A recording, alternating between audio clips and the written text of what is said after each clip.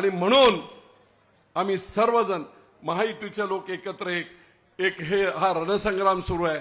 आणि म्हणून पहिल्यांदा मला तुम्हाला सांगावंसं वाटतंय की कोणीही निवडणूक भावनात्मक बाजूकडे न नेता ही निवडणूक नरेंद्र मोदी वर्सेस राहुल गांधी अशाच प्रकारची आहे। प्रत्येक मत जे सुनेत्रा वहिनीने जात आहे ते प्रत्येक मत हे मोदींच्या पर्यंत पोहोचत आहे। या भावनेनेच आपण सर्वांनी काम केलं पाहिजे।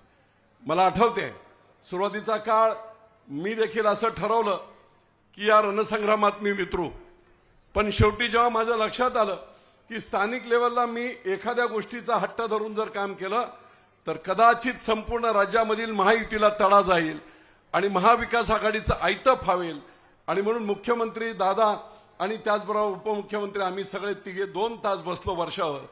आणि मग त्यावेळेस मी म्हटलं की ठीक आहे, व्यापक हितासाठी मी थांबेल, परंतु त्याच्या बरोबरीने मी जेव्हा बारामती लोकसभा मतदारसंघात फिरलो त्यावेळेस ज्या ज्या गोष्टी माझ्या लक्षात आल्या